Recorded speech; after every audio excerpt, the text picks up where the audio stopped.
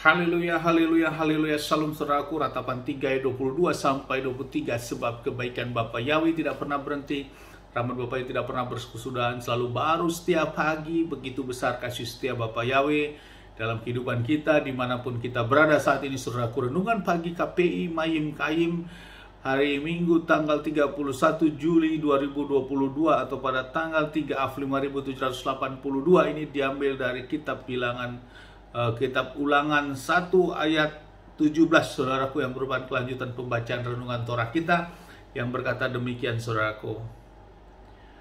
Janganlah membeda-bedakan orang dalam pengadilan, baik orang kecil maupun orang besar, haruslah kamu mendengarkan kedua-duanya. Janganlah takut kepada siapapun juga, karena pengadilan adalah haknya Elohim. Jika ada perkara yang terlalu sukar bagimu, bawalah itu kepadaku. Aku mau mendengarkannya. Saudaraku, perikop yang baru saja kita baca dalam renungan Torah ini tentang Musa menetapkan pemimpin. Saat bangsa Israel akan memasuki tanah Kanan, saudaraku, jumlah mereka di dalam kitab Ulangan ini tercatat bahwa mereka sudah seperti bintang-bintang di langit, jumlahnya sangat banyak, saudaraku. Dan dalam menjalankan tugas, maka Musa, saudaraku, menetapkan untuk dibentuk pemimpin-pemimpin lagi dari setiap suku masing-masing, saudaraku. Pemimpin yang dipilih adalah orang yang memiliki kecakapan dan memiliki suatu pengaruh. Dicatatkan di sini, saudaraku, orang yang bijaksana dan yang disegani untuk memimpin, mulai dari 1.000 orang, kepada 1.000 orang, kepada 100 orang, kepada 50 orang, dan juga kepada 10 orang, saudaraku. Dan ini ditetapkan pemimpin-pemimpin masing-masing. Tujuannya adalah untuk memudahkan dalam pengontrolan, memudahkan dalam pengendalian terhadap bangsa Israel pada waktu itu, saudaraku. Dan terlebih apabila mendapatkan suatu permasalahan-permasalahan yang harus diadili semuanya, sehingga tidak datang kepada Musa ataupun Eliezer pada waktu itu, saudaraku. Tentu akan betapa banyaknya bila itu banyak yang harus diadili oleh Musa, sehingga Musa tidak mampu lagi, sehingga dibagi-bagikanlah masing-masing sesuai kelompoknya. Namun untuk yang permasalahan yang sangat besar, sangat pelik, itu Musa katakan biarlah dibawa ke Musa, dan Musa yang akan mengadilinya. Saudaraku, juga perikop yang baru saja kita bacakan dalam proses pengadilan dikatakan jangan membeda-bedakan baik orang besar maupun orang kecil, orang berpengaruh, orang tidak berpengaruh, orang miskin atau orang kaya. Demikian, saudaraku. Dan ditetapkan agar jangan takut, karena pengadilan adalah miliknya Bapa Yahweh. Artinya milik Bapa Yahweh yang sudah ditetapkan kepada pemimpin-pemimpin yang sudah ditetapkan tersebut sebagai tentunya kepanjang tanganan kuasa Bapa Yahweh di dalam dunia ini, saudaraku. Saudaraku, lewat renungan bacaan Torah di kitab Ulangan ini, saudaraku, dapat kita renungkan di dalam menjalani kehidupan kita saat ini. Sesungguhnya kitab suci atau Torah mengajarkan segala sesuatu tertib dan baik, saudaraku, dan mengajarkan keadilan yang seadil-adilnya, saudaraku.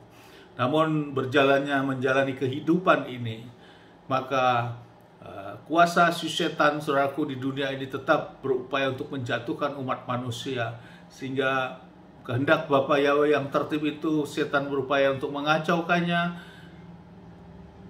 Dalam pengadilan yang seadil-adilnya, setan juga mempengaruhi orang-orang yang duduk di pengadilan, sehingga keadilan dapat saudaraku dibeli, demikian, saudaraku, sehingga keputusan tidak menjadi tidak adil. Itulah pekerjaan si jahat, saudaraku. Namun pada awalnya Bapa Yahweh sudah menetapkan agar semuanya dilakukan pengadilan dengan seadil-adilnya dan dilakukan tanpa membeda-bedakan, saudaraku.